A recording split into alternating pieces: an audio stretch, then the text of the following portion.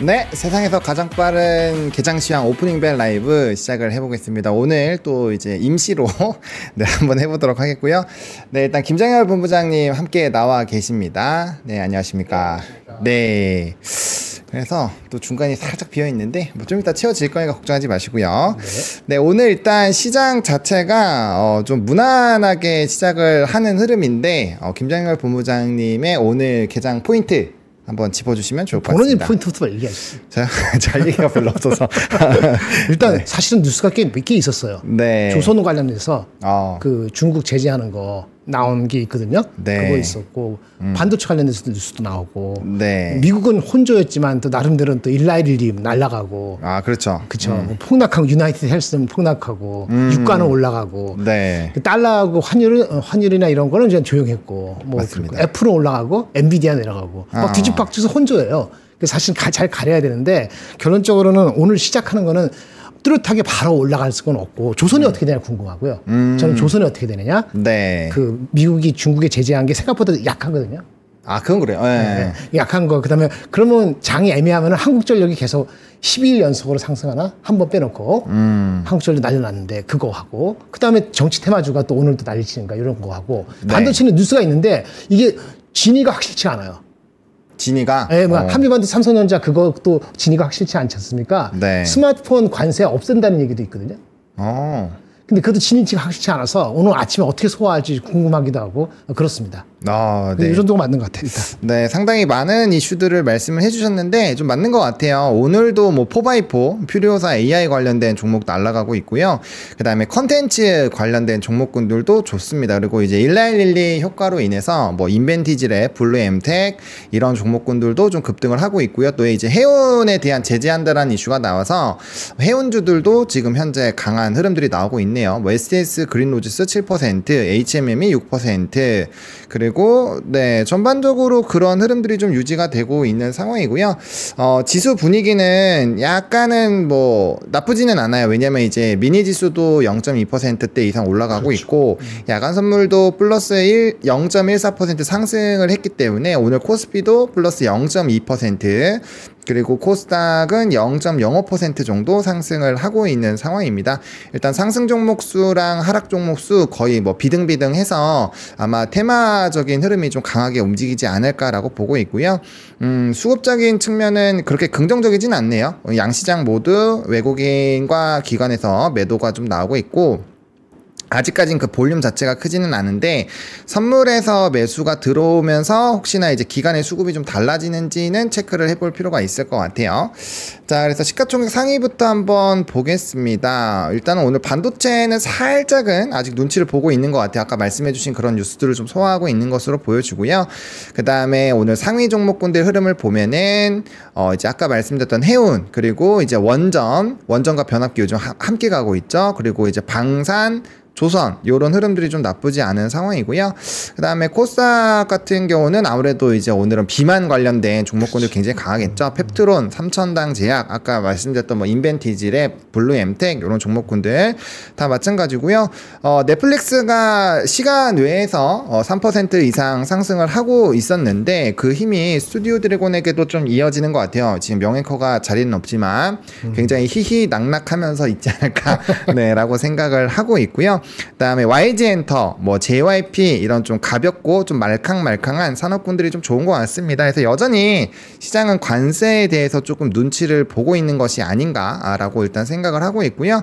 그다음에 정책 테마주들로 뭐 엑스페릭스 이런 것도 이제 전일 클로징벨에서 시간의 특징주에서 좀 언급을 드렸던 종목군들인데 그런 내용들이 여전히 좀 강하게 움직이고 있다. 요 정도로 일단은 보면 될 것 같습니다. 뭐 재건 관련돼서도 일부 좀 내용이 있었죠. 그러다 보니까 오늘 뭐 전진건설 로봇도 좀 움직임이 나오고 있네요. 이슈가 너무 많아서 사실 지금 돈이 갈 데가 너무 많은 상황인데 김장열 본부장님은 지금 현재 시간 기준으로 조금 관심 있게 보시거나 요거는 지금 꼭 얘기를 해보면 좋을 것 같다라고 하시는 내용이 있는지. 조선 올라갈 때 따라가면 안 될 것 같은데 아까 그 제재가 생각보다 약하지 않았습니까? 분석을 막 하진 않았는데 네네. 그 기사 내용이나 아니면 보면은 그 잠깐 말씀드려도 될까요? 그럼요. 예, 말씀하시죠. 예. 하는 거는 뭐 일단 나온 게 그거죠. 일단은 나온 게 한 미국의 그 무역 대표부가 중국산 선박 제재안을 발표했는데 2단계에 걸쳐서 시행하는 겁니다. 근데 첫 6개월 동안은 제재 없음. 제로. 입항 뭐 돈 내는 거. 1단계는 6개월 이후부터. 네. 1단계. 중국산 선박 운영 선조 이렇게 하는데 부가 기준이 나왔는데 뭐 부가 수수료는 향후 점증 뭐 이렇게 나왔고 2단계는 3년간 유예. 미국산 LNG 운반선 건조 장려를 목적으로 외국 선반이 미국산 LNG 운반할 경우에 입항료는 22년에 걸쳐서 점진적으로 증가. 일단 느낌적으로 뭐냐면 제가 많아서 원래 잠정안보다는 좀 약한 것 같아요. 시장 기대치보다는. 아무래도 좀 기간이 좀 널찍널찍하게 있으니까 네. 충분히 좀 뒤집어질 수 있다라고 판단을 하는 것 같고, 그래서 지금 시점에서는 조선보다는 그렇죠. 지금은 이제 그 해운 쪽이 훨씬 더 테마적인 흐름을 보이는 맞습니다. 게 예, 그런 시각이 일부 있다라고 보는 게 맞는 것 같습니다. 그리고 네. 2단계 조치가 약간 의외라고 볼 수 있는 게 미국에서 이게 장기적으로 한다는 거니까 미국이 스스로 LNG 운반선을 건조하고 싶어 하는 것 같은 느낌이 들어요. 그렇게 될지는 모르겠습니다만 장기적으로. 조금 이게 분석이 더 나와야 되는데 네. 오늘 같은 거 따라가는 건 아닌 것 같고 이 시즌에 빌미가 되지 않을까라는 생각이 약간 듭니다. 그러면 일단 우리는 기민하게 애널리스트의 혹시나 커버가 네. 나오거나 하면은 거기서 빠르게 정보를 인지하고 네. 예, 대응 전략을 세워야겠네요. 그게 가장 중요한 거고 그다음에 워싱턴 포스트니까 제가 본 거 아니고 누구한테 오면서 걸어오면서 들었거든요. 네. 그 스마트폰 그 관세 있잖아요. 이 헷갈리는데 반도체 했을 때 스마트폰이 포함되는지 이걸 하지 말고 스마트폰 반도체 구분했을 때 네. 스마트폰 애플 관련되는 거잖아요. 이게 관세를 지금 이렇게 뭐 어떻게 하냐 그러잖아요. 보편 관세, 아니 보편 관세 뭐 품목 관세. 품목 관세. 일단 유예하고. 네. 일단 유예하고 어느 시점 지난 다음부터는 그냥 없애버리는 식의 루머가 돈다는 건지 아니면 그럴 가능성을 미국의 워싱턴 포스트지가 언급했다고 듣긴 했어요. 근데 제가 지금 제 눈으로 확인한 게 아니라서 혹시 워싱턴 포스트지 그 원본 들어가실 수 있는 분은 들어가셔갖고 네. 확인해보는 제가 그래서 아까 정확히 온다고 아까 말한 그 조선은 나왔기 때문에 말씀드린 네. 게 가장 중요하고 어떻게 해석되고 흡수되느냐가 오늘의 관건인 것 같아요. 정치 테마주 말고 한국적으로 말고 스튜디오 드래곤 말고. 네, 뭐 그 뉴스가 많은 분들에게 이제 전달이 되기 시작을 하면 분명 관련된 종목군들이 변동수가 생길 거라고 생각하거든요. 이제 관세랑 연결이 있으니까. 그래서 일단은 그거 내용을 기억하셨다가 혹시나 기사화가 된다거나 좀 찾아보셨을 때 그 해당 내용을 체크를 해주시는 분들은 좀 댓글창에 남겨주시면 많은 분들이 도움이 되지 않을까 생각을 합니다. 네, 일단은 그렇게 좀 보시면 될 것 같고, 그 다음에 지금 시장의 분위기가 조금은 좀 눌리고 있는 상황이에요. 이제 플러스권에 있다가 지금 음전을 했는데요. 물론 뭐 마이너스 퍼센테이지가 크지는 않지만 프로그램 쪽에서 좀 밀어붙이는 것 같아요. 지금 프로그램 비차익이 마이너스 1,000억 원대로 좀 늘어나고 있는 상황이고, 아까 장 초반 대비했을 때 상승 종목 수가 좀 상당히 줄었거든요. 그렇죠. 특히나 코스피 중심으로 줄어들었기 때문에 그런 관점에서 본다라고 한다면 약간 수급적인 부분에서의 눌림 현상이 좀 강한 것 같고요. 혹시 뭐 또 다른 뭔가 요인이 있는지는 좀 체크를 해봐야 될 것 같아요. 근데 이제 뭐 일단 시가총액 상위 종목군들에서의 힘이 살짝 빠지고 있는 부분들은 있어서 오늘도 이렇게 되면은 뭐 방산이라든지 확실히 좀 강한 쪽들에서의 강한 흐름이 유지는 될 텐데, 유동성이 조금 더 제한적인 흐름으로 진행이 될 확률이 높다 보니까 그런 관점으로 본다라고 한다면 우리가 이제 아까 말씀해 주신 것처럼 조선이 좀 애매하다. 애매합니다. 그러면은 좀 뭔가 도망갈 구석 어디 정도면은 내가 좀 도망가야지. 그렇죠. 이런 라인들을 설정을 해놓으셔야 대응하시기에 좀 편하지 않을까라고 생각이 듭니다. 그래서 그런 내용들 보시면 될 것 같고, 오늘 전반적으로 좀 여러 가지 산업군들이 좋기는 한데 엔터랑 콘텐츠 뭐 이런 쪽이 지금 상당히 좋거든요. 그렇죠. 근데 이제 제가 생각을 했을 때는 사실상 뭐 정책이 좀 붙어 있기는 하지만 해당 산업군들이 뭐 엔터는 나름대로 실적이 잘 나오는 기업들이 있지만 이런 웹툰이라든지 사실 스튜디오 드래곤 이런 종목군들은 잘 안 되죠. 사실 실적이 막 좋은 거는 되죠. 아니잖아요. 네, 그러면 이런 시점에서 이런 종목군들은 좀 어떻게 우리가 관점을 보고 좀 저는 안 따라가죠. 안 따라가고 그럼 도망간다? 아니 뭐 정치 잘하면 정치를 하든지 정치가 정치 쪽으로 정치 테마로 가든지 네네네, 그쵸, 아니면 진짜 그쵸. 불안하면은 한국전력 아니 원화가 강세가 된다고 가정하면은 네. 우리가 잘나서 강세가 되든 미국이 달러가 약해지든 간에 유가는 많이 올라갈 것 같지 않아요. 오늘 좀 올랐습니다만은 네. 그러면 진짜 어디지? 한국전력이 오른 게 이유가 되지 않아요? 그렇죠. 네. 일주일 사이에 많이 올랐다고 하지만 외국인이 많이 샀거든요. 오늘은 좀 빠지네요. 오늘 좀 빠지는데 그래봤자 10%도 안 올랐어요. 근데 이게 그렇더라고. 이게 갑자기 까먹었는데 그 환율 있잖아요. 환율 좀만 변하더라도 이게 금방 들어오거든요. 이게 돈 들어오는 게. 그러니까 환율 들어오는 게 엄청나게 크기 때문에 아마 이익이 지금 뭐 13조인데 뭐 7천억, 1조 이렇게 늘어나는 게 우습게 올라갈 수도 있어요. 그래서 외국인이 주도해서 계속 사고 있고 기관도 수급이 붙었고 물론 오늘 같은 다른 쪽이 올라가면 빠지겠죠. 그렇죠? 네. 그러니까 이제 다른 쪽에 관세가 유예되거나 아니면 줄어드는 뉴스가 나오면 좋은데 간밤에 일본 쪽에 뉴스 나왔나요? 그냥 리얼 프로그레스 나오고 별 얘기 없었죠. 네, 그 이후에 별 내용 없었던 거. 유럽하고도 90일 내에 하겠다는 것만 있었고 별 얘기 없었고 네. 인도하고 얘기를 한다. 그리고 한국은 내일 온다. 다음 주에 온다. 그러고 말았잖아요. 그렇죠. 그리고 조선은 쳤는데 생각보다 자기의 야욕이 있고 금방 뭐 중국을 값싸게 깨지는 것보다는 이 6개월 유예한 거 뭐죠? 중국하고 내고하겠다는 거잖아요. 그럴 확률이 높죠. 근데 그거에 대해서 우리가 기대를 많이 했던 거잖아요. 근데 그게 아니면 이 시련의 빌미가 될 소지가 있는 거죠. 조선은 확실히.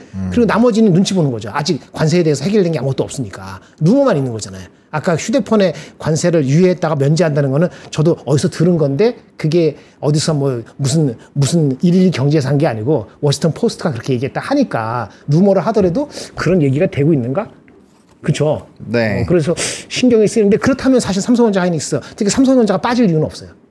그게 가능성이 있다 그러면 그렇지 않나요? 그러니까 하이닉스는 한미관도처럼 계속 찌글찌글 하니까 짜증나서 빠질 수도 있는데 맞아요. 삼성은 빠질 이유는 없고 그러면 코덱스 뭐 200 이거는 견조하되 섹터별로는 좀 변동이 있는 그런 흐름으로 가지 않을까 이렇게 생각이 되어지거든요. 물론 어저께 한국은행 총재에서 나온 금융통화위원회 내용도 해석을 해야 되는데 그건 좀 이따 우리 같이 얘기합시다. 네, 말씀 주신 것처럼 또 코스피가 다시 좀 플러스권으로 돌아섰고 삼성전자도 양전을 해주고 있습니다. 물론 그렇죠. 뭐 퍼센테이지가 굉장히 작기는 하지만요. 그래서 뭐 이 정도로 약간의 좀 공포 분위기로 살짝 갈 뻔은 했는데 그래도 이렇게 괜찮아요. 움직임이 나오는 거 보면은 무난무난하고 확실히 이슈를 조금 소화하는 시장이다 정도로 보시면 될 것 같아요. 그러면 이제 이슈가 굉장히 큰 이슈가 있는 거를 잘 정리를 해놓으시고 오늘 같은 경우 뭐 비만 이런 것들 굉장히 크잖아요. 네. 그런 내용들 안에서 우리가 의사결정을 잘 하는 게 상당히 좀 중요한 시장이겠다. 뭐 오늘 진짜 이슈가 많고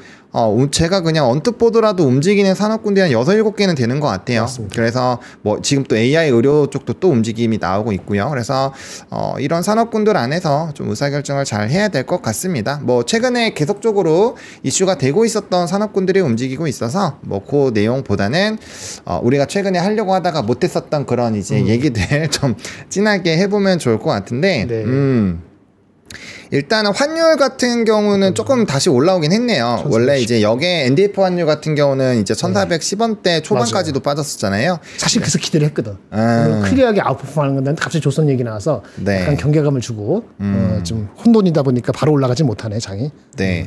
그러면 이거 유가 얘기를 한번 해보면 좋을 것 같아요. 네네. 유가는 그러니까 이란과 중국을 동시에 규제하는 이슈가 나오면서 유가가 급등을 했는데 그렇죠. 최근에 물가 지표를 보면 CPI에서 사실 에너지 쪽이 다 데이터를 줄여놨잖아요. 그렇죠. 예. 근데 이렇게 에너지 가격이 다시 높아지는 상황이 나오는 거를 트럼프 대통령이 그렇게 좋아하지는 않을 텐데 좋아하진 않죠. 상황을 이상하게 좀 그렇게 만들었더라고요. 최근에 이란과 약간 좀 협상하고 분위기 좋게 만드는 방향으로 가다가 이렇게 됐는데 그럼 우리가 이 유가에 대한 부분을 어떻게 좀 해석을 해보면 좋을까요? 지금 가격이 올랐다 하지만 WTI가 이제 한 64불 정도 되지 않았나요? 네, 맞아요. 근데 제가 알기로는 그 옛날 구유정 있잖아요. 그 셰일가스 이런 거는 한 40달러만 되면은 일단 생산을 할 수 있다고 하더라고요. 근데 최근에 이제 새롭게 질라고 하면은 이게 평균 가격이 60달러, 61달러인가 어디서 본 것 같은데 61달러 이하면은 생산이 안 맞아요. 그러니까 장기적으로 에너지 인디펜던트하게 해서 미국의 셰일가스 업체들한테 유종을 파서 뭐 하라라고 해서 이렇게 하려고 하잖아요. 그러면 유가가 어느 정도 지탱이 돼야지 이 끌어당길 수 있는 거예요.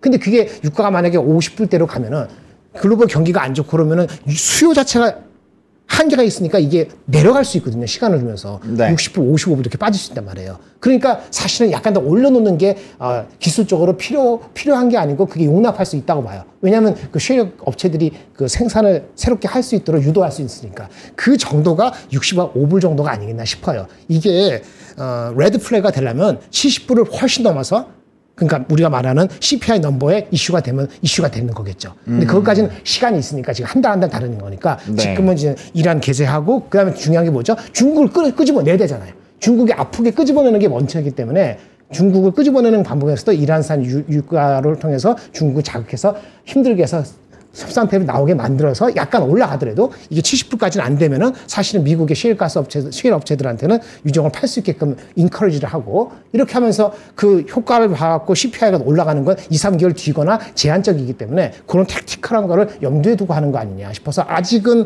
유가가 지속적으로 뚫고 이것 때문만에 그 네. 공급 이슈 때문만에 바로 70불, 75불 가서 인플레 자극한다고 보기에는 전체 글로벌 경기 리세션이 아닌데 경기가 내려갔기 때문에 미국 경제도 그렇게까지는 아직 안 될 것 같아요. 그래서 그렇게 레드 플래그가 바로 올라오지는 않을 것 같다는 제 생각이고 네. 아마 트럼프나 그쪽에서도 그런 식의 판단을 하는 거 아닌가 싶습니다. 그러면은 그 어쨌든 간 유가는 적어도 70불이 넘었을 때 정도가 됐을 때부터 관심을 가져도 그렇죠. 좀 충분할 것 같다. 요 정도로 보면 될 것 같고 전일에 좀 제가 봤었던 데이터 중에서 네. 좀 유의미하게 봤던 게 필라델피아 연은 데이터 중에서 네네. 신규 주문이 상당히 가파르게 좀 떨어졌잖아요. 맞아요. 그리고 고용은 유지가 되고 있는데 근로시간 자체가 좀 줄었다라는 것은 결과적으로 관세에 따라서 약간 영향이 생산에 있다. 대한 물량을 조절을 하고 있는 것처럼 보이고 네네. 그런 관점으로 보면 이제 소매 판매 쪽에서의 이 기조가 약해질 수 있다. 선제적으로 이제 반영됐다라고 보면은 하드 데이터가 굉장히 좀 중요해지는 상황이 된단 맞습니다. 말이죠. 네. 그렇게 되면은 우리나라에서 지금 수출 관련된 종목군들이 오늘 보면은 뭐 방산이나 뭐 조선 일부 종목군들 빼고는 사실상 이제 해외 수출과 연관되어 있는 그런 수출 그런 관련된 종목군들에서는 그렇게까지 큰 힘을 못 쓰고 있잖아요. 네네. 그러면 당분간은 펀더보다는 약간 모멘텀이나 이런 이슈 플레이를 하는 장이 상당히 저는 길어질 수도 있겠다라는 생각이 드는데 그러면 이제 우리가 투자 성향에 따라서 다르긴 하겠지만 단기적으로 펀더 종목군들은 그럼 단기적 주가가 별로 안 움직일 거고 반대로 좀 많이 모을 수 있는 전략이 될 수 있겠고 이슈주들은 재미는 많이 볼 수 있지만 잘못 들어가면은 발목이 많이 잡힐 수 있잖아요. 그러면 지금 투자자들은 어떤 방향으로 좀 전략을 세우는 게 좀 유리할까요? 거의 제가 동감하고요. 오늘 사실은 그래서 미국장이 애매하게 혼조였잖아요. 다우만 빼놓고 유나이티드 스테이츠 빼놓고는 다우였는데 러셀은 올랐어요. 러셀, 맞아요. 러셀 올랐어요. 러셀이 꽤 좀 올랐죠? 네. 이 장에. 근데 오늘 쉬잖아, 미국장에. 부활장. 미국장 쉬어, 예. 그게 아쉬워요. 흐름을 하루 정도 더 보면은 흐름을 파악할 수 있는데 지금 그런 거에 대한 저희 답이 될 수도 있는데 거기도 미국도 그렇게 움직일 거란 말이에요. 그러면 다음 주부터 한국은 러셀 2000처럼 중소업체, 중소종목 아니면 테마주 이런 쪽으로 확실히 가겠네. 라고 볼 수 있는 여부인데 오늘은 주식장이 변동이 있었던 게 뭡니까? 그 부활절 앞두고 그 옵션 만기. 그래서 미국이 원래 변동성이 있는데 내일은 또 쉬어. 근데 러셀만 살아남았어.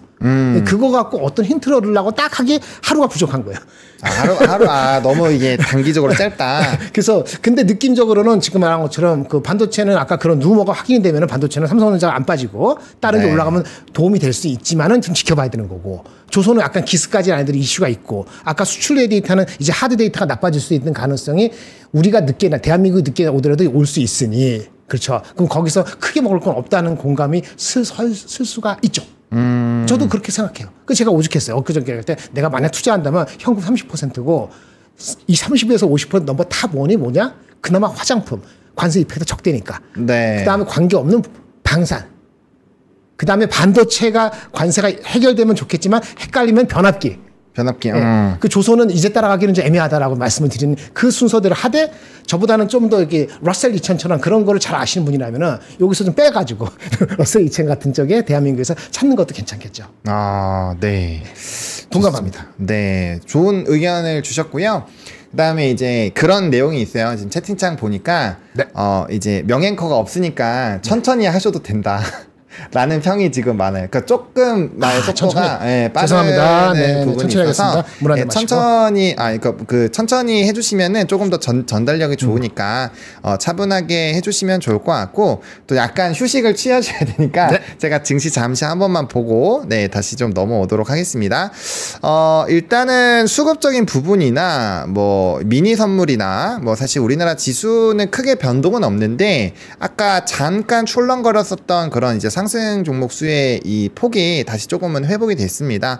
그러다 보니까 뭐 이제 증시 분위기 자체는 나쁘지가 않은 것 같고요. 그다음에 제가 봤을 때는 좀 말캉말캉한 산업군들이 좀 괜찮아 보여요. 예를 들면은 지금 뭐 이 SM이나 디어유 그다음에 뭐 JYP 뭐 물론 엔터사들 사이에서도 종목군들이 좀 갈리기는 하지만 뭐 SM 같은 경우는 사실 목표 주가가 뭐 15만 원까지도 나왔단 말이죠. 그래서 굉장히 좀 증권가에서 공격적으로 얘기를 해주고 있고 또 산업 리포트에서도 뭐 긍정적으로 내용이 나오고 있어서 이 종목군들 안에서의 좀 선택을 잘 해보시는 거는 뭐 분위기가 나쁘지는 않을 것 같아요. 그리고 이제 뭐 이런 하나에어로스페이스 같은 뭐 방산도 잘 말씀을 해주셨었는데. 그런 이제 방산 모멘텀 쪽에서 이슈가 있는 쪽도 괜찮을 것 같고 저는 사실 요즘에 원전 쪽이 좀 많이 관심이 가더라고요. 이 우리나라에서도 정책적으로 조금 전환되는 흐름들이 있고 그 다음에 이제 또 해외에 대한 수출 기대감들도 높아지고 있으니까 그런 내용들이 사실은 요 산업군들에게도 좀 좋게 갈 것 같고요. 그 다음에 이제 황제주로 갈 걸로 기대가 되고 있는 삼양식품 또 사실 이제 먹는 쪽도 관세로 보면은 사실 조금은 우리가 편안하게 볼 수 있잖아요. 맞습니다. 네. 그리고 제가 또 아까 화장품 되게 좋다라고 말씀을 해주셔서 저는 또 추가적으로 바로 질문을 드리고 싶었는데 조금 참고 이따가 제가 질문을 드릴 거는 네. 선케어 쪽이 일반 의약품 쪽으로 빠지잖아요. 네네, 그러다 맞습니다. 보니까 선제적으로 선케어 관련된 종목 그 쪽에 수요가 엄청나게 나왔고 그게 최근에 이제 잉그루드 랩이라는 회사가 이 코스메카 코리아의 자회사고 이제 미국의 이 선케어 쪽에서 그 OTC를 갖고 있는 회사거든요. 그러다 보니까 주가가 많이 올랐는데 그러면은 이제 화장품 내에서도 그렇게 뭔가 이 단기 이벤트 혹은 관세에서 추가적인 수혜를 많이 받을 수 있는 쪽으로 좀 우리가 보면 좋을지 아니면 일반적으로 수출입 데이터가 상당히 좋거나 아니면 이제 5월 달이면 중국인들이 또 많이 와서 그쵸. 우리나라 올리브영이냐 뭐 또 이제 다이소 가서 화장품 다 쓸어 갈 거니까 그런 쪽과 연관되어 있는 쪽을 봐야 되는지 그거 좀 궁금한데 어떤 방향으로 좀 그 성향이 우리 본인이 많이 말씀하시는 건 성향이죠. 네. 안정적인 거 하려면은 진짜 덜 먹때도 코스맥스라든지 아모레프스피 그렇죠. 이런 쪽으로 하는 게 안정적인 거고 조금 공격적이면 약간 밸류가 덜 싸졌지만은 비싸졌지만 APR 이런 쪽인 거고 지금 말씀하시는 잉그루드 랩이라든지 선크림, 선케어 이런 쪽에서 관련되는 쪽은 앞당긴 수요를 향유했다는 측면에서 관세가 유예가 되거나 줄지 않으면은 그러면 언젠가는 그 수요가 앞당기게 내려갈 수 있지 않습니까? 그렇죠. 근데 이거는 뭐 선케어뿐만 아니고 반도체도 그렇고 모두가 다 그거 컨선 때문에 일부 실적이 좋음에도 불구하고 관세 때문에 못 가는 거거든요. TSMC 보셨어요? 장 시작할 때 실적 좋았게 3.5% 올라갔었어요. 네. 근데 보합으로 끝났습니다. 기가 막힌 내용이죠. PER이 14배밖에 안 돼요. 그러니까 언젠간 과매수되는 것 같은 수요가 토해낼 거다라는 생각인데 B2B보다는 B2C가 더 강하지 않겠어요? 그렇죠. 그러면 아까 말한 잉그루드랩의 그런 것도 그 수요가 앞당겨준 수요가 B2C니까 더 강할 수도 있는데 근데 또 반대로 생각한 말이죠. 한번 그렇게 맛을 들여놓으면은 앞당겨진 수요가 그 다음 분기나 어느 시점엔 내려가는 게 수그러들겠지만 한번 바꾼 그 선케어 그거를 나중에 또 바꾸겠어요? 그러니까 그 체인지 하겠어요? 다시 뭐 다른 회사 거를 아니면 그러니까 수요가 1년에 100개를 쓰는데 20, 20이 아니고 이번에 30을 써서 다음 분기에 15가 될 수는 있을지 모르잖아요. 그렇죠. 근데 한국어 썼어. 그런데 이게 맞았어. 그러면 관세는 비슷하거든요. 프랑스나 한국이나 다 비슷해요. 중국은 더 나쁘고. 그러니까 우리나라 마켓쉐어가 화장품이 내려갈 이유가 하나도 없거든요. 그러니까 약간 반등을 세게 했더라도 약간 반락하더라도 장기적으로는 아까 삼양식품의 우리한테 후킹 되는 것처럼 후킹이 된다 보면은 괜찮은 거죠. 그러니까 그거를 이제 노린다면은 아까 늦게라도 들어가서 그거를 계속 향유하겠다라고 볼 수도 있는 거고. 네. 이게 너무 앞당기 측면이 세니까 주가 반영되는데 그러면은 이제 아까 말씀드린 좀 더 안정적이거나 그런 쪽으로 선택을 해야 되는 거죠. 그게 이제 화장품 뒤집박죽 한 5-6개 섞여 있기 때문에 다만 이런 게 있을 것 같아요. 브랜드 중소형 브랜드는 만 이게 변동이 심하면은 네. 지금 변동성이 좀 감내가 조금 헷갈릴 수 있거든요. 중소 브랜드는. 그러면은 사실 조금 리스크를 감수하지 않는다고 가정을 해보면 네. 조금 느려도 아까 처음에 말씀해 주셨던 코스맥스나 뭐 아모레퍼시픽 같은 덩치 큰 종목군들을 보는 게 더 유리할 수도 있겠네요. 할 수도 있죠. 근데 이제 걔네들, 그러니까 우리가 투자할 때 항상 고민이 되는 게 뭐냐면 그들이 좋은 거는 알아요. 코스맥스나 한국콜만 보면 정말 리포트는 너무 좋게 나오는데 문제가 항상 주가의 반영이 제일 늦게 되거나 혹은 조금 가다 보면 또 깨꼬닥 해버리잖아요. 그래서 지금 개인적으로는 한 달 전부터 제가 했던 거 주가 많이 올라서 어느 순간에 제가 멈췄는데 APR. 이러면 그 중간 어디 사이죠. 근데 지금 밸류가 아주 싸진 않거든요. 네. 이제 올라갔다가 반락했다가 반등을 다시 했기 때문에 이제 알 만큼 알았어요. 리포트가 나온 지가 나흘 됐어요. 그래서 제가 지금 뭐 앞쪽에 이 양쪽 끝판에서 얘기를 안 한 건데 네. 트레이드를 마치 제가 삼성전자 하이닉스를 자신 있어 하듯이 그런 쪽에 만약 인사이트가 있고 정보를 또 추가적으로 얻을 수 있으면 APR은 여전히 트레이딩에서 좋은 후보라고 저는 개인적으로는 그렇게 봅니다. 네. 그래서 APR까지 힌트를 주셨으니까 참고를 또 해주시면 좋을 것 같습니다. 아우, 증시를 보니까 확실히 와 진짜 엄청 올라가는 종목군들이 진짜 거의 뭐 세상 모르고 올라가는 것 같아요. 그러게요. 오늘도 상한가 종목군들이 속속 등장을 하고 있는데 4x4가 또 상한가에 들어갔습니다. 좀 대단한데요. 지금 한 번, 두 번, 세 번, 네 번, 다섯 번, 거의 6번 정도 상승을 했고요. 그러다 보니까 또 이제 이 퓨리오사 AI 관련된 종목군들이 또 들썩들썩 거리고 있고요. 이렇게 되니까 또 AI 의료까지도 좀 수급이 도는 것 같아요. 그래서 장 초반에는 그렇게까지 세지는 않았는데 뭐 온코크로스 같은 이런 이제 AI 의료 뭐 연관성이 있는 종목군들까지도 수급이 좀 강해지고 있습니다. 그리고 상대적으로 이거는 조금 아쉬운 것 같아요. 이게 이제 넥스트 거래소에서 네. 이 장 초반부터 정말 위아래 등락폭이 이 비만 쪽이 컸거든요. 그렇죠. 그러다 보니까 오히려 본장에서는 생각보다 힘을 잘 못 쓰는 것 같아요. 그 문제다. 사실은 1112의 그 임상 3상 결과를 놓고 보면 물론 뭐 공식적으로 협력사는 없기는 하지만 어쨌든 간에 그래도 오늘 우리나라 비만 쪽은 굉장히 좀 핫하게 움직일 수 있지 않을까 싶었는데 그렇죠. 맞습니다. 이렇게 뭐 미국장에서도 슈팅이 나오고 했는데도 불구하고 좀 국장에서 다른 쪽으로 가는 것들은 조금 특이점이라는 거. 그러니까 이슈가 너무 크고 시세가 한번 분출된 거에서는 그렇게까지 이 추가적인 시세 분출이 안 나오는 거고 그만큼 유동성이 좀 작다라고 이해를 하시는 게 맞을 것 같습니다. 그리고 채팅창에서 이제 해운 얘기가 궁금하시다고 했는데 요거 아까 우리가 이제 미국 제재 관련된 부분에서 네. 조선업이랑 해운 관련된 부분들을 얘기를 했기 때문에 그 내용들을 한 번 더 참고를 해보시면 좋을 것 같습니다. 자, 그러면 우리 상승 종목군들 얘기를 많이 했으니까 좀 떨어지는 것도 한번 볼까요? 찾아볼까요? 네. 네, 떨어지는 거.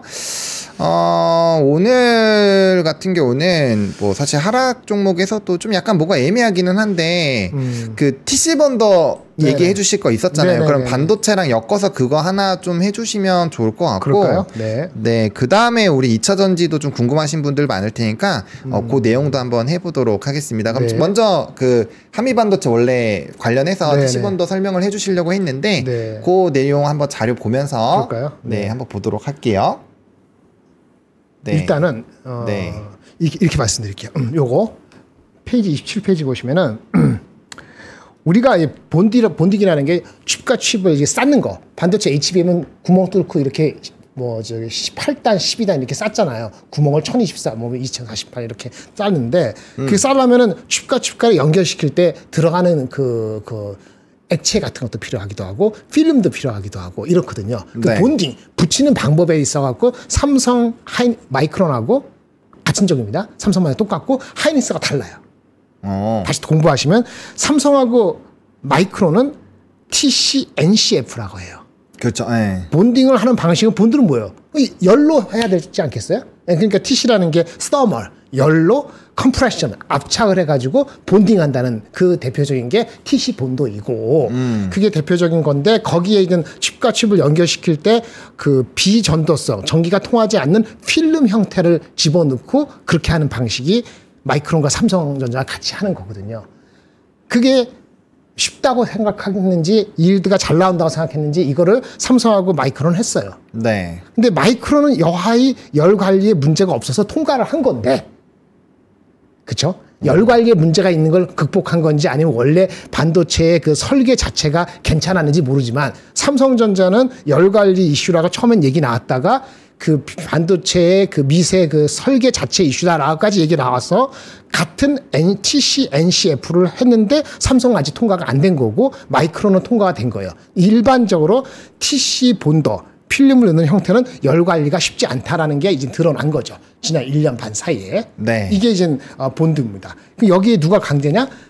한미반도체가 하이닉스한테 주고 독점적으로 주고 마이크론한테도 똑같이 준 거예요. 근데 삼성전자는 이거를 한미반도체한테 받아들이지 않았죠. 그러니까 삼성전자는 그 일본 회사가 자기네 그 자회사인가 그런 식으로 해갖고 했는데 잘 안 되는 거란 말이에요. 이게 문제가 되는 거죠. 그러니까 방식의 문제냐 아니면 결국은 만드는 장비 회사의 문제냐라는 게 아직까지 해결 안 되는데 지금은 이제 장비가 이슈다. 그러니까 한미반도체 썼어야 된다라는 얘기가 먼저였고 그 다음에는 삼성전자 자체의 반도체 D램 설계 자체가 문제다라는 까지 문제가 된 거죠. 이해되셨죠? 네. 하이닉스가 하는 건 좀 다릅니다. MRMUF라고 이거는 뭐 리플로우라는 게 한꺼번에 확 들어가는 건 상관없고 칩과 칩 사이에 아까 뭐 넣는다 그랬잖아요. 그 넣는 거를 에폭시 몰딩 컴파운드라서 액체 형태의 보호제를 넣어요. 필름이 아니고. 네. 이게 사실은 기술적으로 난이도가 높다고 해서 그런지 아니면 시간이 걸린다고 해서 그런지 삼성전자는 이런 걸 안 했고 마이크론도 안 했는데 하이닉스는 처음부터 이걸 한 거예요. 뭔 얘기인지 아시겠죠? 네. 그래서 이거 갖고 성공을 한 겁니다. 근데 이게 HBM3까지의 이슈고 3E까지 이슈였어요. 근데 삼성전자가 지금 만약에 홈런을 치려면 HBM4부터 바뀐다 하잖아요. 그렇죠. HBM4로 가고 HBM4E로 가면은 뭐 16단위 가고 20단위 가고 층수 더 높아지고 하면은 어느 순간에 MRMUF 하이닉스가 한 방식이 장점이 약화될 거다라는 얘기가 나오면서 새로운 방식의 본도를 어떻게 하느냐 여러 가지 얘기가 나오고 있는 겁니다. 그래서 궁극적으로는 하이브리드 본딩, 칩과 칩이 아니고 구리와 구리 중간에 범프를 없애고 범프라는 게 오돌돌돌한 거 있으면 이게 잘 근데 요걸 빼면은 이제 간격을 좁히면서 두께가 얇아진단 말이에요. 그렇게 한 방식이 하이브리드 방식인데 이건 워낙 시간이 많이 걸리고 27년도 이슈라고 보니까 그러면 하이브리드 본딩하고 지금의 TC 본도 사이에 중간에 여러 가지 기술이 나오고 있는데 결론 복잡한 걸 쓰는죠. 이거를 제일 잘하는 회사가 아직까지도 한미 반도체라고 보는 거예요. 그리고 한화 비전의 자회사 한화 세미텍은 그렇죠? 이제 네. 원래 하나 테크인 갖고 하고 원래 삼성 테크인에 있다가 넘어간 거잖아요. 네. 참 웃긴 거죠. 아이러니하죠. 삼성전자 밑에 있던 삼성 테크인이고 그거 시작인데 하나 넘겨주면서 그게 이렇게 이슈가 된 거지 않습니까? 그런데 거기 쪽에서 한미반도체가 앞서 있고 다른 업체들은 요 그 다음 TCNC, MRMUF 하이브리드 가는 데 있어서 한화 비전은 충분히 기술력이 있는지 의심스럽다는 게 중론인데도 불구하고 하이닉스가 지금 이제는 그 오더를 HBM3E부터 네. 얘네한테 주기 시작한 거죠. 한화 비전한테. 그러면서 이제는 헷갈리기 시작하는 거예요. 그리고 한미 반도체가 화딱지가 난 거죠. 그럼 앞으로 너희하고 협력 관계에서 우리는 터프하게 나올 거다. 가격도 28% 높이고, 그 아니면 뭐 프로덕트 로드맵도 쉐어하는 데 있어갖고 뭐 쉐어하겠지만은 가서 그 애프터 서비스 필요한데 그것도 뭐 미직지근하게 할 수도 있겠죠. 시위성으로. 이걸 시작했다는 게 어제 나온 거거든요. 그 제가 어저께 고민한 게 제가 다른 데서는 얘기를 아직 안 했습니다만은 이렇게 만약에 이게 2, 3개월 동안 해결이 안 되면은 나중에 다시 올라올 때 주가가 올라올 때 삼성이 하이닉스 해결이 올라오더라도 삼성이 더 날지 아니면 마이크론보다 싼 것이 진짜 더 싼 것인지 마이크론 미국 회사니까 막 도와줄 수 있잖아요 미국이. 그렇죠. 이거 관세도 만약에 마이크론하고 한국하고 딸을 두면 어떡하죠? 아니면 그렇게 대놓고 할 수 없지만 마이크론 공장 있는 곳은 덜하게 하고 삼성전자 하이닉스가 있는 한국의 공장은 뭐 달리하면은 그럼 마이크론이 우세하잖아요. 그러면 이제 마이크론에 더 목숨 걸고 삼성한테는 기웃기웃 한다면은 한미반도체도 기회가 없는 게 아니란 말이에요. 그렇게 시나리오 되면은 하이닉스에 대한 뷰를 바꿔야 될 것 같아요. 그렇게 되면은. 2, 3개월 내로, 그러니까 올라가는데, 이게 관세가 해결되면 다 올라가는데, 과연 과거처럼 22만 원, 23만 원 쉽게 갈 수 있느냐? 아마 선택지가 삼성도 있을 수 있고, 마이크론이 있을 수 있고, TSMC가 있을 수 있고, 엔비디아가 있을 수 있지, 하이닉스가 우뚝 섰던 그 가치가 훼손될 수 있는 가능성이 있다. 왜? 이거 TC, NCF고 MRMF까지는 뭐 삼성 하이닉스가 앞섰는데 다음번에는 하이닉스도 기술적으로 터프하다는 걸 생각하기 때문에 더 그 벤더, 서플라이 업체들하고 굉장히 밀도가 높아야 되거든요. 근데 이 찰나에 이게 이슈가 됐는데 하나비전이 밀도 높은 관계를 완전히 대체하거나 상당히 대체를 한 1, 2년 내에 할 수 있을 것이냐. 한 1, 2년 끌고 가면서 이런 뉴스가 나왔으면 괜찮은데 초반에서 나왔다는 것이 좀 불안하게 만든다라는 얘기를 하는 겁니다. 그래서 TC하고 NC, MRMF는 요거 보고 이게 필름이냐, 에폭시 몰딩이냐 이렇게 하고 궁극적으로는 이게 하이브리드로 가는데 하이브리드는 아까 칩과 칩을 붙는데 구리끼리 붙어가지고 그 간격을 좁히는 거잖아요. 근데 이게 쉽지가 않아요. 열 팽창 개수가 달라가지고 이것도 기술적으로 너무 어렵다는 거예요. 그래서 이게 원래는 올해부터 시작하려는데 이게 1년 이상 미뤄진 거거든요. 근데 여기에 한미반도체만큼 하는 데가 없을 텐데 과연 다른 데 누구랑 어떻게 해서 따라올까? 할 수 있을까? 이런 퀘스천이 가기 때문에 문제가 되는 거죠. 특히 이게 지금은 본디는 여기 GPU 있고 D램이 있으면 HBM 따로 있잖아요. 그쵸? 따로 있잖아요. 나중에 이벤츄얼리는 GPU하고 D램하고 같이 붙일 수도 있고 그렇죠? 그리고 또 지금 GPU 밑에 그 로직 본드라고 따로 있거든요. 네. 4세대에서 그거는 하이닉스는 스스로 못하기 때문에 TSMC한테 가서 로직 본드하고 이렇게 하이닉스의 HBM 이렇게 하는 건데 삼성은 로직 본드하고 HBM하고 같이 하는 거잖아요. 네. 근데 삼성전자도 성공 못했어요. 로직은 됐는데 정작 HBM이 그 HBM4 되는 그 D램이 원시가 해결이 안 돼갖고 더 미뤄졌다는 얘기가 있어요. 5월, 6월이 아니고 9월 달. 그러니까 로직 따위가 준비되는데 원시 D램 자체가 더 미뤄졌다는 얘기가 있기 때문에 하이닉스가 이게 이슈가 됐다고 삼성전자가 수혜를 보는 건 아니에요. 근데 그만큼 로직하고 HBM하고 붙는 것도 이슈고 하이브리드라는 26년 하려고 27년 한 것도 이슈인데 그런 과정이 과연 삼성 하이닉스 니네들 제품만 가지고 해결되는 게 아닌데 핵심인 그 장비 업체 그쵸. 그거를, 그 더블 밴더 가는 건 맞는데, 이거를 여하이 부드럽게 못 가는 건 이게 문제가 아니 될 소이냐. 이런 걱정이 되는 거죠. 네. 그런데 어저께 리포트, 그 기사가 나온 게 뭐가 나왔냐면은, 마이크론이, 이런 얘기가 나왔어요. 마이크론이, 지금, TC, NCF 말고, 여기에 TC, NCF 또 MRMF 똑같은 건데, 이 지금 기존의 방식에서 사나막이 범프, 칩과 칩을 부을 때 범프에 산화막 같은 게 붙어 있으면 이게 문제가 되는데 이걸 제거하기 위해서 플럭스라는 걸 쓰는데 플럭스가 또 이제 이슈가 돼서 플럭스를 없앤 플럭스리스 본드를 개발한다고 했는데 이거는 누가 앞서냐면 마이크론이 앞서 있어요. 마이크론이 양산에 바로 들어간다고 했고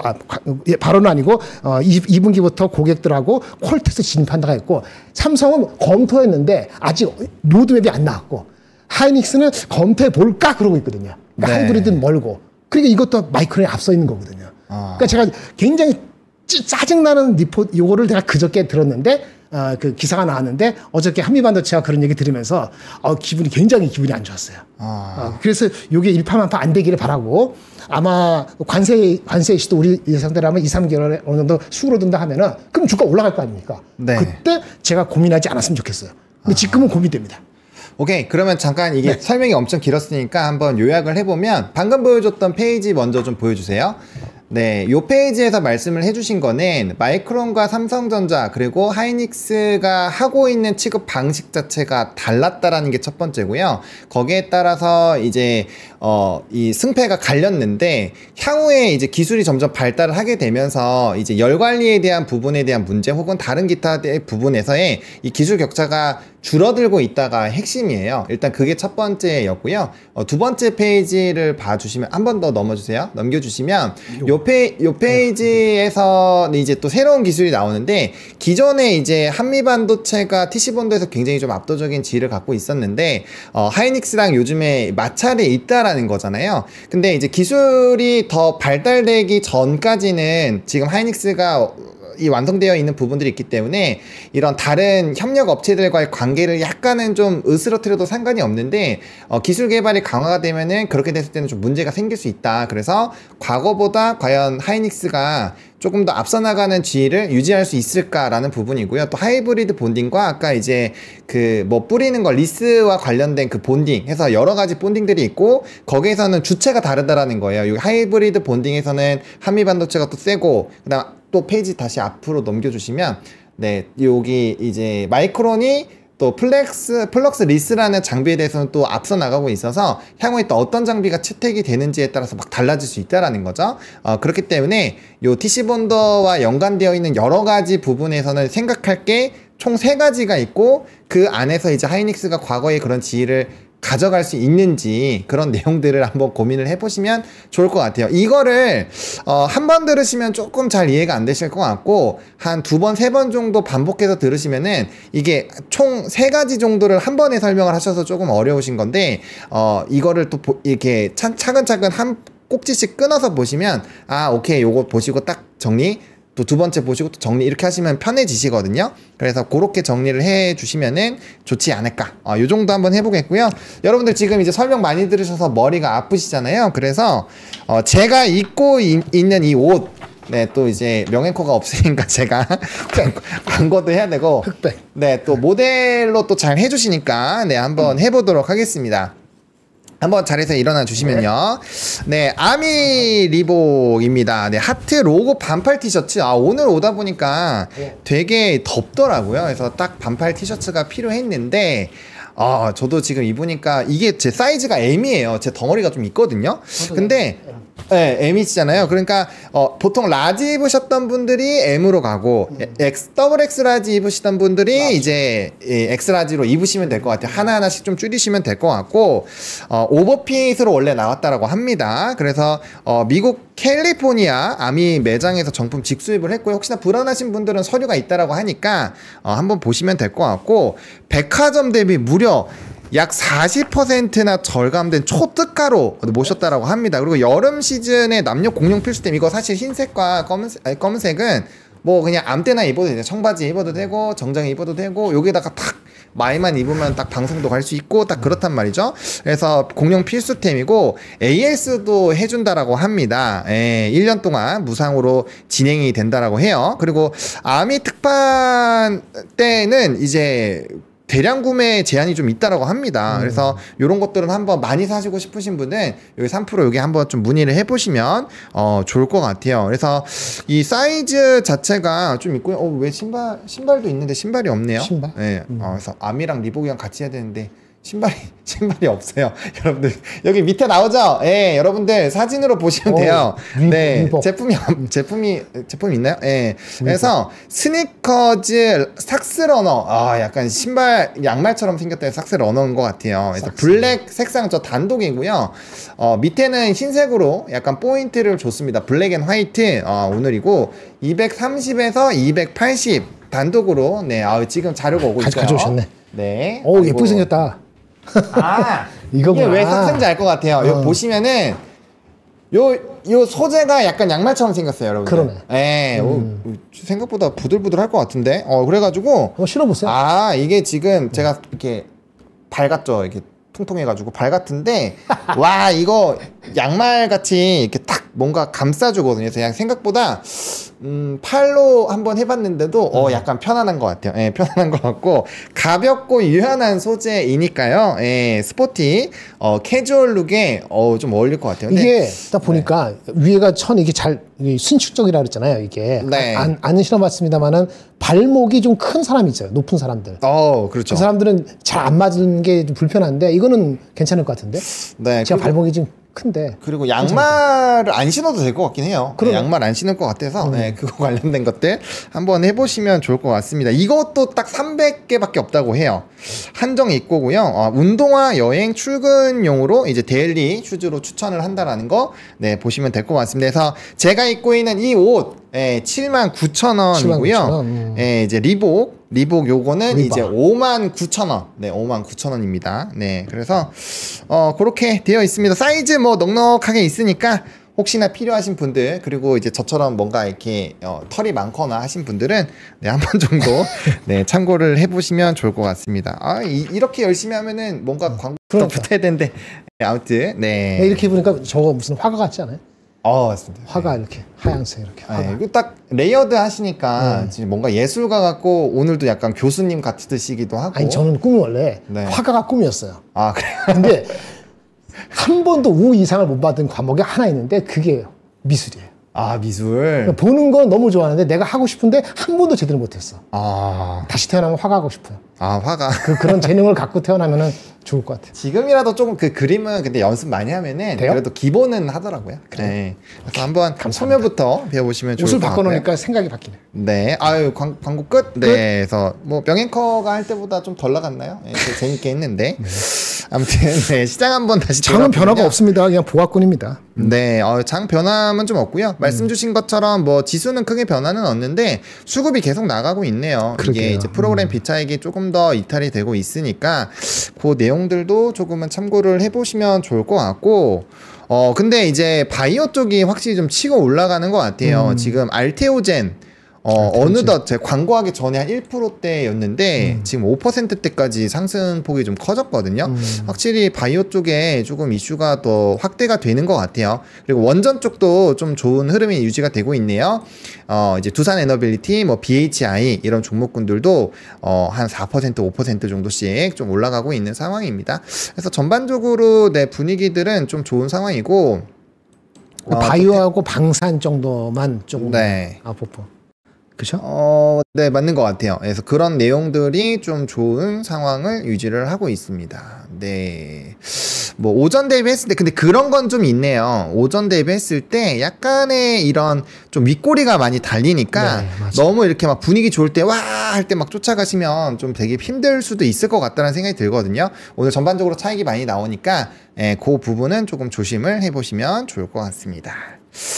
네, 지금 9시 47분 흘러가고 있고요. 혹시나 김장현 본부장님 평소에 하시고 싶었는데 많이 얘기했어요. 기사 못하고 싶은 기사 좋은 거 제가 이제 열심히 듣고 요약해드리고 하느라 제가 기사를 지금 먹겠거든요.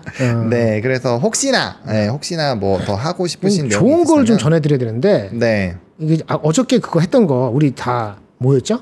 그 금통이 복수 잠깐 할까요? 그럼요. 네, 한번 해주시면 좋을 것 같아요. 네. 금통위에서 네. 이 페이지. 일단 금통위에서는 첫 번째 이창용 총재 정권 바뀌면 잘리나요? 그거는 정확하게 제가 이렇게 정치 얘기하려는 게 아니고 파월 의장을 자르겠다고 그렇죠.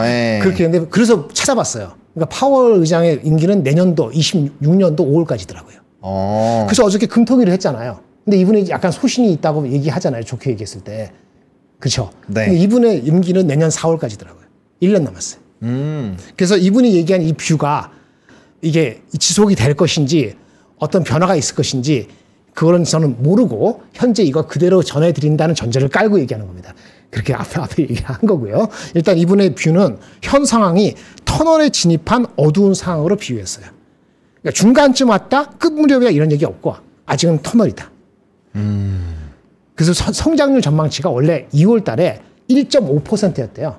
우리나라 전망치가 이분의 그 금통위가 줬을 때. 근데 아무래도 이 상황에서 너무나 여러 상황이 했기 때문에 크게 하회할 것 같다고 상당폭 하향할 것 같다고 얘기를 했습니다. 상당폭이라는 거에서 사람들이 0.4%보다는 0.5%의 무게중심을 두는 것 같아요.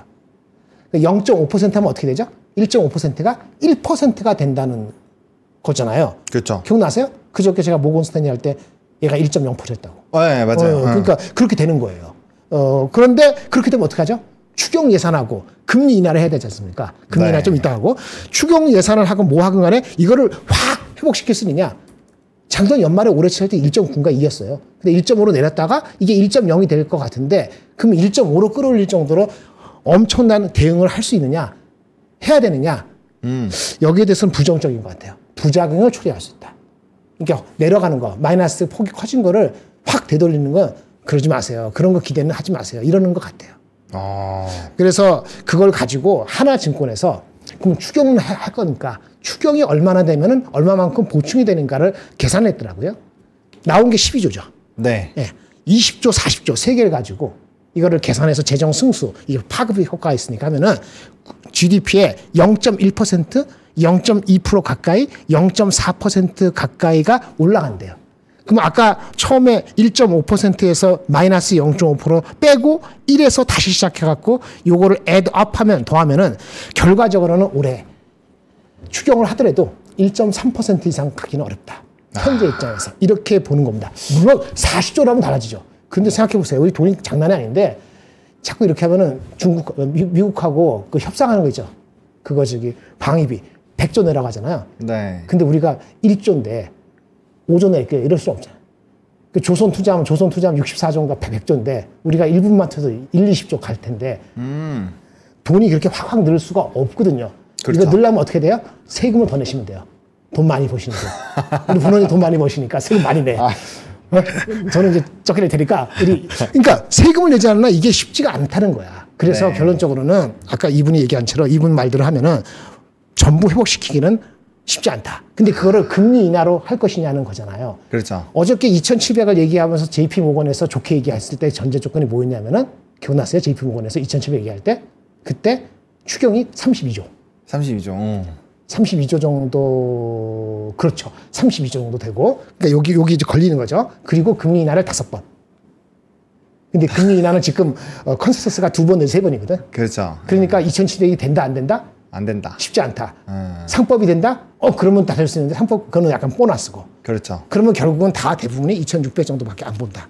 현재로서는 그렇다는 거예요. 맞는 것 같아요. 그 설명을 해주신 거 들어보면서 이렇게 된다면은 증시가 상승을 하는 그 폭이 조금은 제한될 수 있겠다. 바닥은 잡았는데. 네, 그렇죠. 위아래 이제 박스권으로 좀 진행이 된다라고 볼 수 있고, 그렇게 본다라고 한다면 우리가 이제 아까 얘기했었던 약간 펀더멘탈 종목군들은 네. 우리가 조금 더 시기화를 길게 해야 길게 되는 해야 거고, 되는 거죠. 그렇죠. 그다음에 이슈나 이런 좀 트레이딩 쪽으로의 좀 이슈들이 좀 더 강화가 될 수 있는 그런 내용들이니까, 그렇습니다. 네, 그런 내용들로 정리를 해주시면 될 것 같고, 뉴스 제가 또 귀로 들으면서 이제 뇌를 돌고래처럼 나눠가지고, 또 여러 개를 또 찾아놨는데요. 뉴스 짧게만 좀 보고, 들어가 보겠습니다. 일단은 버핏도 담는 미국 단기채 질주, 요건데, 최근에 미국에서 이런 미국뿐만 아니라 단기채에 대한 수요가 진짜 엄청나게 많은 것 같아요. 아무래도 증시 분위기도 좀 애매하고, 뭔가 상승을 하는 것 같은데, 대부분 좀 테마성이나 트레이딩 장세고 또 워낙 가는 종목군들이 세게 가다 보니까 이게 굉장히 좀 부담스러운 거죠. 그러다 보니까 좀 안정적인 부분에서 채권을 바탕으로 약간 수익을 안정적으로 창출하고 또 현금을 약간 묶어놓는 듯한 흐름이 여전히 강한 것 같아요. 그리고 최고가 대비해서 좀 떨어지긴 했는데 우리나라가 오늘 나왔던 기사들이 금 한돈에 이제 65만 원을 돌파했다는 얘기가 나왔거든요. 65만 원. 이게 얼마나 큰 거냐면은 그러니까 재작년 8월, 9월 달까지만 하더라도 금 한돈에 30만 원 전후였어요. 그러니까 지금 한 1년 반 사이에 금이 더블 이상 난 거죠. 그럼 화폐 가치는 더블 이하로 떨어졌다라고 보시면 돼요. 그러니까 이 김밥 값이 2,000원 하던 게 5,000원 된 게 당연하게 된 거라는 거죠. 그래서 그만큼 화폐 가치가 막 이렇게 떨어지고 있는 거니까 이런 채권이라든지 기타 통화에 대해서 계속적으로 좀 생각을 하셔야 될 것 같아요. 그래서 그런 내용들 계속 체크를 해보시면 좋을 것 같고, 어쨌든 채권에 들어갔었던 자금들이 이제 본격적으로 만약 증시로 옮겨온다. 그런 흐름들이 나오게 됐을 때는 증시가 굉장히 유동성이 풍부해진다라는 거고, 지금은 이제 기타 다른 쪽으로도 자금 유출이 있으니까 그런 내용들을 좀 보셔야 될 것 같다라고 말씀을 드리겠고요. 요거는 이제 그냥 좀 재밌는 기사여서 좀 들고 왔는데, 어떤 거죠? 미중 싸움에 대개등 터졌다. 사실 우리나라가 지금 약간 그런 거잖아요. 그러니까 이게 이제 또 가격값이 또 올라간다라고 하는데, 이 먹는 것들이 또 가격이 올라가기 시작하면 또 안 떨어지거든요. 네, 그래서 다시 대게값이 또 올라가고 있다라고 하니까 만약에 갑각류 좋아하시는 분들은 미리 먹으라고? 좀 미리미리 올라가는 거 다 반영되기 전에 좀 드시는 게 좋을 것 같고요. 그 다음에 확실히 대권 후보자들에 대한 이런 정책 이슈들을 좀 보셔야 될 것 같아요. 오늘도 컨텐츠 시장을 굉장히 좀 확대하겠다 이런 내용들이 나왔거든요. 그러다 보니까 이런 내용들에 대한 부분들도 조금은 잘 체크를 해주셔야 될 것 같습니다. 아무래도 한 달 반까지는 확실히 이제 정책과 그 관련도가 높은 그리고 공식적으로 같이 중복되는 그런 쪽에 대한 모멘텀이 강해질 수밖에 없으니까요. 그쪽에 대한 수급은 어느 정도 갈 수밖에 없어요. 그럼 그 수급이랑 연관이 없는 나머지 부분에서 수급에서 이제 펀더라든지 이런 쪽으로 가기 때문에 이전보다는 탄력도는 좀 줄어들 거고요. 대신에 이제 자금으로 넉넉하게 계속 분할 매수 하시는 분들에게는 자금을 굉장히 많이 모을 수 있는 또 좋은 기회가 되니까 그 각각의 상황에 맞게끔 잘 대응을 해주시면 될 것 같습니다. 근데 우리만 지금 조용한 거 아니고 일본도 조용한 것 같네요. 네, 느낌. 그렇죠. 오늘 뭐 또 특별히. 오늘 또 이후에 이제 휴장하는 쉬니까. 날들이 많으니까 나라들이 많아서 그 부분에서 좀 쉬어가는 것 같고요. 어쨌든 수급적인 부분에서 프로그램 매도가 좀 많이 나오고 있으니까 그 내용들을 조금 잘 체크를 해주시면 좋을 것 같습니다. 오늘 뭐 전반적으로 뭐 상승 종목수 그리고 코스피 코스닥 움직임들 뭐 거의 유사하고요. 그다음 빠르게 순환매가 나오고 있으니까 그 부분에서 중심을 잘 잡는 것이 좀 중요할 것 같습니다. 그럼 마치기 전에 네. 뭐 이제 장 마감까지 우리 클로징 벨 하기 전까지 뭐 어떤 부분을 좀 중심으로 하면 좋을지 개별 종목 할 때 네. 그 중국 사람도 오는 거 그 뭐죠 인플로는 유입하는 거 들어오는 거 관련되는 주식 그게 화장품일 수도 있고 네. 엔텔일 수도 있고 아니 여행주일 수도 있고 그 오후 시간에 종목 하나 소개시켜 드리려 하려는데 그런 관련적으로 오후에 지금 하나 해주시면 시간이 다 3분 시간 아직 남았어요. 네. 싫은데 싫어요? 아니 긁는 사람이 없으니까 재미없네. 그래요? 긁는 사람이 없어서 이거 와야지. 그럼 그때 막 긁을 때. 알겠습니다. 그러면은 시간이 좀 남았으니까 막간을 이용해서 제가 이제 또 유튜브를 하거든요. 그래서 똑같이 하버노의 주식 이야기를 검색을 해주시면 되고요. 아마 1시간 정도, 이 3% 끝나고 1시간 정도 이내로 제가 또 시작을 할 거예요. 그래서 한 번씩 구독해주시면은 너무 좋지 않을까 정도로 말씀을 드리겠습니다. 그러면은 오늘 요 정도로 좀 마무리하면 될 것 같고요. 또 뒤에 이제 아침엔 투자 굉장히 요즘에 좋은 내용 많이 해주시고 저도 아주 가끔씩 나와서 좀 같이 함께 하고 있는데요. 굉장히 유쾌하고 또 저보다 훨씬 더 이제 진행을 잘하시는 전문 앵커분들이 나와서 해주시니까 좀 이어서 많이 시청을 해주시면은 좋을 것 같습니다. 그러면 저희는 이따가 이제 이 정통 앵커 두 분 오시고 이제 완전체로 이따가 오후에 다시 한번 맞아 보도록 하겠습니다.